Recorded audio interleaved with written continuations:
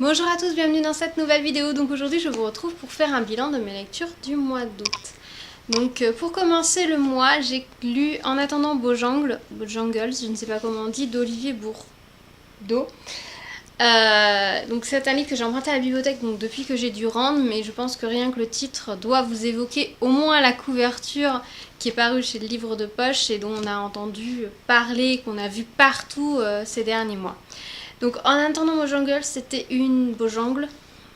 Allez, je veux dire Bojangle. C'était une lecture un peu folle, festive, agréable. C'est l'histoire de cette famille où le moteur est la mère et qui décide d'entraîner son mari et par la suite son fils dans une sorte de fête continue. Donc forcément tout est un peu fou, tout est joyeux, festif, les personnages sont complètement atypiques, hors du commun. Le mari sait depuis toujours que sous cette folie douce se cache un autre problème, autre chose, mais il décide de fermer les yeux jusqu'au moment où malheureusement il ne peut plus faire l'autruche et qu'il est obligé de se confronter à la réalité, mais même là encore, il décide de lutter et avec son fils, ils vont mettre en place tout un système pour permettre à cette femme de continuer à vivre telle qu'elle le faisait et ils vont volontairement s'aveugler et être dans un déni de la situation, mais toujours avec beaucoup d'amour, beaucoup de sensibilité. C'est vraiment hyper intéressant du coup à lire.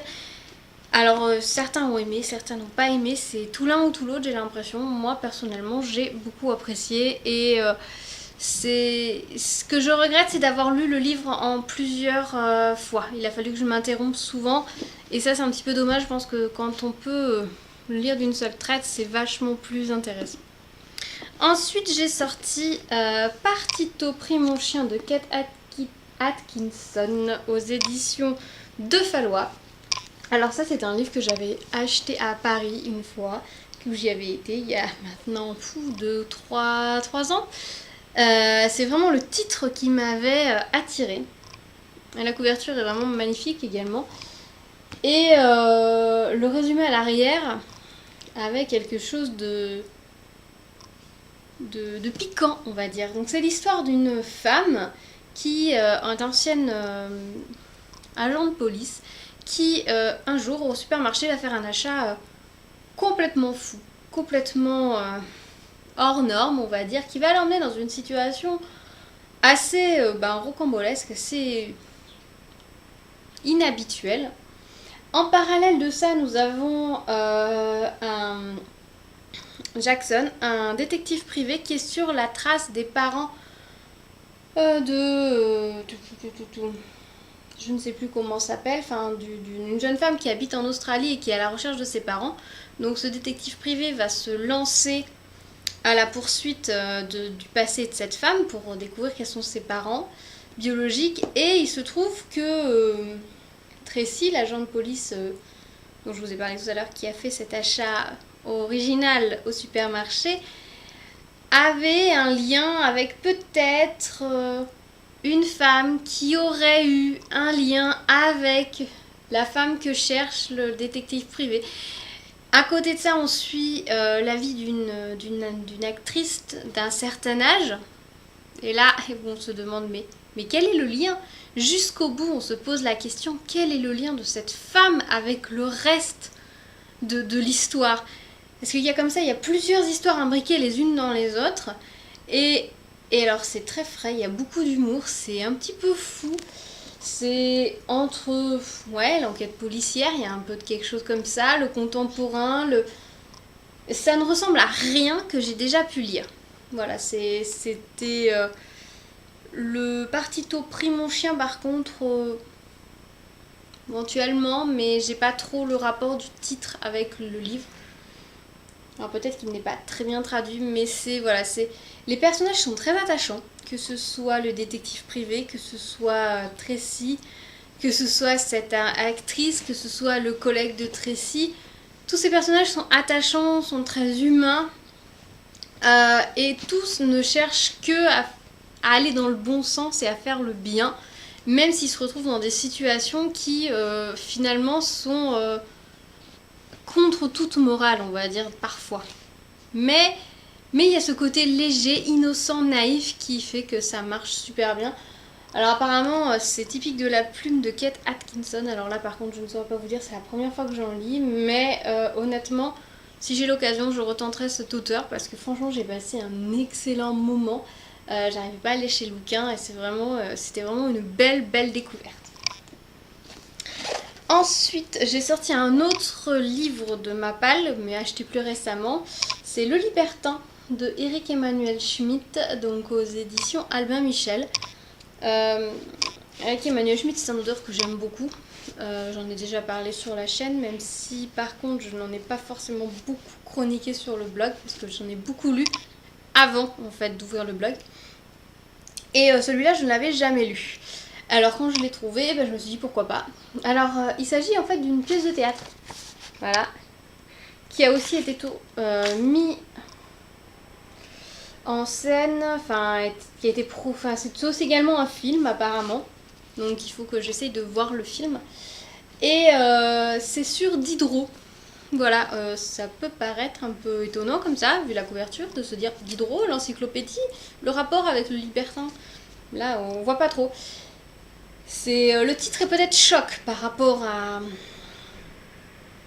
à la réalité de l'histoire, mais en même temps c'est le terme approprié, même si peut-être que pour nous de contemporains il va évoquer énormément d'autres choses. Donc ce n'est pas du tout un livre érotique ou quoi que ce soit, pas du tout. En fait on y retrouve Diderot qui doit écrire un article sur la morale pour l'encyclopédie, ce qui peut être paradoxal, normalement c'est pas lui qui devait l'écrire.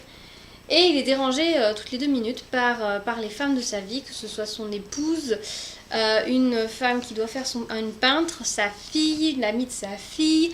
Et forcément, chaque fois, ils sont amenés à réfléchir sur l'amour, la morale, le couple, la religion. Voilà, tout est emmené en dialogue. Et est-ce que, du coup, il peut écrire réellement un article sur la morale, sachant que entre ce qu'il dit à l'une, il va se contredire en parlant avec une autre. Et voilà, tout l'intérêt de la philosophie, en fait, finalement, c'est que thèse, antithèse, peut-on toujours faire une synthèse? Voilà, et donc c'est un des premiers textes qu'a écrit Éric Emmanuel Schmitt, hein, on le sent bien dans la façon dont c'est écrit, quand il était encore vraiment très proche de la philosophie. Voilà, je trouve que ces textes à présent se sont nourris de beaucoup plus de choses et sont assez différents. Mais franchement, c'est agréable à lire, c'est un délice. Honnêtement, on le parcourt. Même si c'est Diderot, que c'est dans un langage assez, peut-être vieille France, un peu soutenu, ça se laisse dévorer. C'est vraiment un délice, c'est amusant. On en apprend quand même beaucoup sur Diderot, sur sa philosophie et je trouve ça vraiment intéressant. Donc si vous avez l'occasion de le lire, franchement, foncez. Ensuite, j'ai lu un roman français de Frédéric Beigbeder, je sais pas comment on dit. Désolée, donc là c'est publié chez Grasset. Honnêtement, ce livre m'a un peu ennuyée par moments.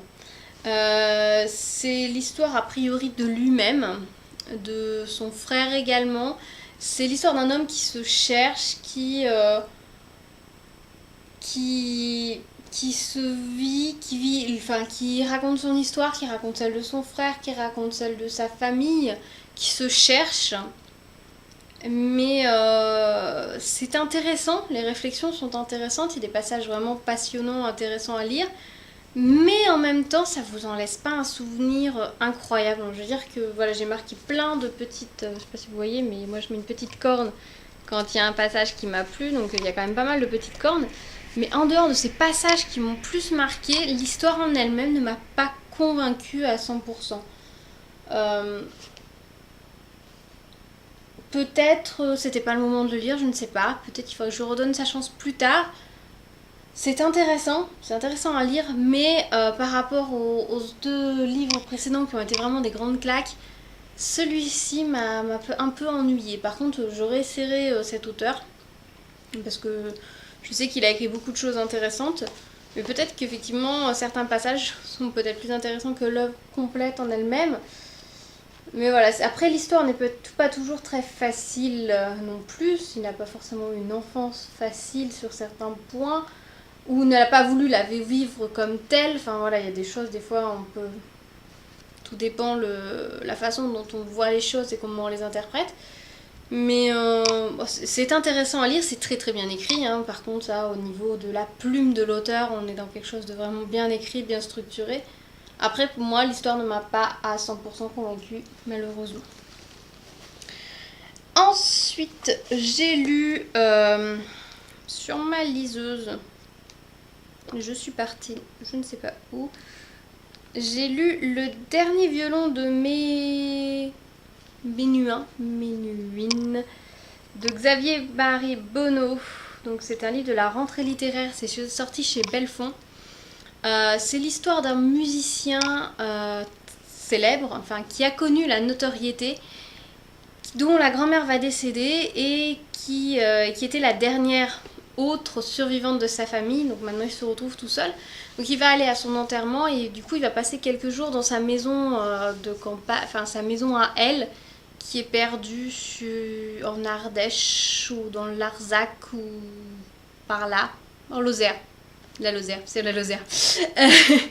Qui est perdue en Lozère, isolé de tout, et du coup il va se confronter à sa vie, à ce que ça fait d'être le dernier survivant de sa famille, de ne pas avoir eu d'héritier. Donc du coup il va aussi se confronter à son enfance, à ce... Est-ce qu'il est devenu... Je crois qu'il m'embête. Il est devenu musicien, non peut-être pas forcément par choix, mais parce que son père l'y a poussé depuis enfant. Et toute sa vie, il a gardé de la colère et de la rancœur contre son père, donc il va revenir là-dessus. Il va revenir sur la relation avec sa mère, avec son frère, qui lui a eu une enfance beaucoup plus normale. Il va revenir sur sa carrière et donc il y a toute une réflexion autour de quelle trace, qu'est-ce que l'on va laisser au monde derrière soi en s'éteignant. Et il se demande si lui a vraiment laissé quelque chose et dans quelle mesure il va l'avoir laissé. Parce que déjà, il est toujours vivant, mais il est déjà presque oublié en tant que musicien. Et toute sa vie, il a adoré Menuhin, le grand musicien, le grand maître. Et toute sa vie, il aurait voulu lui ressembler, mais il aurait voulu apprendre. Mais Menuhin lui a dit qu'il avait déjà la technique, qu'il ne pouvait rien lui apprendre de plus, que s'il voulait faire vibrer son violon différemment, il fallait le faire vibrer avec son âme. Et ces paroles-là vont beaucoup travailler Rodolphe, le personnage principal. Et il se rend compte que peut-être que son âme n'était pas à même de faire vibrer son violon parce qu'elle était entachée de rancœur, de colère, de tout cela. Donc ça va être une réflexion de lui face à lui-même, de l'homme, on va dire, domestiqué à l'homme sauvage, à ce qu'il a refoulé, son conscient, son inconscient. Donc c'est un mélange de tout ça. C'est très intéressant à lire. Franchement, sur le coup, on se demande un peu où veut en venir l'auteur. Enfin, moi, je me suis demandé où voulait en venir l'auteur. Quand j'ai refermé le livre, je me suis dit, ouais, mais encore. Et en laissant décanter un petit peu dans ma tête, et ben là, tout de suite, au bout d'un moment, j'ai fait, ah mais oui, bien sûr, il y a énormément de choses dessous, derrière. Enfin, il y a énormément de choses dans ce livre, mais qui ne vont pas forcément sauter aux yeux lors de la première lecture. Il faut le laisser décanter dans sa tête. Et c'est un livre franchement très intéressant que je vous conseille. Pareil, par contre, c'est assez lent. Il n'y a pas d'action, de rebondissement énorme. C'est vraiment quelque chose de très introverti, on va dire. Donc, pareil, il faut aimer ce genre de littérature, mais c'est vraiment intéressant. Ensuite, pour rester un petit peu dans cette lignée, j'ai lu Dialogue d'été de Anne Serre, donc aux éditions Mercure de France. C'est une maison d'édition que j'aime beaucoup. Alors c'est vrai que ces derniers temps j'en ai lu pas mal. Alors Anne Serre, c'est un auteur que j'avais découvert avec son livre Les Débutants, mais il me semble que je ne l'ai pas chroniqué sur le blog. C'est une auteure dont j'aime beaucoup la plume. Elle a une douceur, une poésie qui est très intéressante. Et là, c'est un dialogue entre elle-même en tant qu'auteur, et l'autre. L'autre, on ne sait pas qui c'est. Est-ce que c'est elle-même? Est-ce qu'elle parle à un personnage imaginaire ou réel? Moi, je pense qu'elle se confronte à elle-même. Et elle explique, en tant qu'écrivain, comment elle entre dans l'écriture, dans l'imaginaire, où ça l'amène et pourquoi. Et notamment, ça va lui... Dans ce dialogue, elle va mettre en scène... Elle va nous expliquer qu'à travers ses livres, par exemple, elle recherche sa mère. Et avec l'autre, elle va la mettre en scène. Qu'est-ce qui va arriver? Quel est le lien entre le personnage qu'elle va parler, dont elle va parler, qui pour elle va être sa mère, par exemple, dans l'histoire racontée, mais quelle va être sa part d'elle-même qu'elle va mettre dans ce personnage. C'est toute une réflexion sur la façon dont un auteur va construire ses personnages, quelle dose de lui-même il va impliquer, quelle part de son histoire il va impliquer. Pourquoi est-ce qu'à un moment donné il amène son personnage à faire ça? Est-ce parce que l'histoire le demande ou parce que l'auteur aimerait voir quelle pourrait être sa possibilité si lui-même le faisait? Donc c'est tout ça qui est mis en scène, qui est raconté, et c'est franchement intéressant, passionnant, parce qu'on a à la fois la réflexion auteur, personnage, fiction, réalité, et en même temps on a quand même cette ligne directrice où on a quand même l'histoire plus ou moins de l'auteur qui va chercher à raconter sa mère qu'elle n'a pas vraiment connue. Et du coup, on a un petit peu à la fois un roman et à la fois une réflexion, donc c'est vraiment passionnant à lire. C'est vraiment très bien écrit, franchement Anne Serre est un auteur que je relirai vraiment avec plaisir. Voilà, j'ai passé vraiment un très bon moment et c'est très intéressant pour toute personne qui s'intéresse sur la construction des personnages, comment un auteur se projette, ne se projette pas. Voilà, c'est très intéressant. Et pour finir le mois, j'ai sorti un livre dans un domaine complètement différent. Un bébé non merci de Emily Giffin, je ne sais pas comment on dit. C'est paru chez J'ai lu. Alors je pensais que ce serait vachement plus chick-lit que ce que c'est. Et en fait... c'est un roman des plus contemporains, donc c'est l'histoire d'une femme qui est en couple depuis des années avec son mari. Et quand ils se sont mis en couple, ils avaient décidé qu'ils n'auraient pas d'enfants. Qu'ils n'en auraient pas, qu'ils n'en voulaient pas, que c'était leur ligne directrice. Et qu'ils étaient à 100% d'accord là-dessus tous les deux. Sauf que, en cours de route, eh bien, monsieur change d'avis et décide fait comprendre à madame qu'il aimerait bien avoir un enfant, notamment au moment de la naissance de l'enfant de leurs amis, qui au départ, a priori, était un petit peu dans le même esprit, enfin du moins c'est ce qu'elle pensait, sauf qu'ils avaient dit qu'ils ne voulaient pas d'enfant maintenant, alors qu'eux avaient décidé qu'ils ne voulaient pas d'enfant du tout. Donc elles se sont trahies, et ne se sont absolument pas prêtes à passer le cap, donc ils se séparent, mais à la fin ça la travaille. Est-ce qu'elle ne veut vraiment pas d'enfant? Est-ce qu'elle est capable de renoncer complètement à lui, l'amour de sa vie, juste parce qu'elle ne se sent pas prête à avoir un enfant? Est-ce que c'est juste qu'elle n'a pas réfléchi à ce que c'était réellement d'avoir un enfant? Est-ce que c'est pas juste la peur qui lui fait dire qu'elle n'en veut pas? Elle a peur du changement, la peur du changement du corps, de la vie, de la place dans la société, dans le monde du travail. Donc elle va vivre une autre aventure en parallèle. Elle va au début cacher à sa famille qu'ils ne se sont séparés. Elle va chercher du soutien auprès de ses sœurs qui ne vont pas forcément la comprendre. Et puis petit à petit, elle va réfléchir et arriver à répondre à la question: est-ce que est-ce que je ne veux pas d'enfant vraiment? Est-ce que ce refus d'enfant qui me fait perdre mon mari vaut vraiment le coup? Est-ce que le jeu en vaut la chandelle? Est-ce que vaut mieux que j'accède à sa demande parce que peut-être que je pourrais peut-être en avoir envie? Est-ce qu'on peut se remettre ensemble? Est-ce que lui peut revenir sur sa décision? Voilà. Donc tout ça va être mélangé, et par rapport à sa vie à elle. Et à côté de ça, l'auteur va nous développer un petit peu différentes façons d'être parent, le rapport à la maternité entre cette femme qui ne veut pas d'enfant, l'une de ses sœurs qui au contraire en veut beaucoup, L'autre et qui est très heureuse dans sa vie de maman et qui est 100% maman. Celle qui a des enfants mais qui par moments ne sait plus comment gérer sa vie de couple. Voilà, on va avoir énormément de choses dans ce livre qui va montrer les différents aspects, les différents types de familles, les différentes réflexions de ces femmes par rapport à leur maternité à elles, la façon dont elles le vivent, que ce soit qu'elles l'aient choisi ou non. Et du coup ça entraîne des discussions vraiment intéressantes et du coup c'est un livre qui est très intéressant là-dessus, qui peut être lu par tout le monde et qui est vraiment intéressant sur le choix de la maternité, comment la vivre, comment est-ce qu'on peut la vivre, et qui est intéressant aussi pour les hommes. Parce que même si le livre est très féminin comme ça, en fait, il peut être lu vraiment par tout le monde. C'est un peu dommage d'avoir une couverture aussi chiclite, alors que moi je l'aurais presque plus classé dans les contemporains finalement. Voilà, donc c'était vraiment une agréable surprise de trouver autant de choses dans ce livre que je pensais être finalement très léger, presque un peu simple, alors qu'en fait pas du tout. Voilà, donc vous l'aurez compris, j'ai eu un mois d'août très riche en belles lectures, en belles découvertes, avec comme gros coup de cœur, enfin comme vraiment ces deux lectures, ça a été les deux plus belles surprises.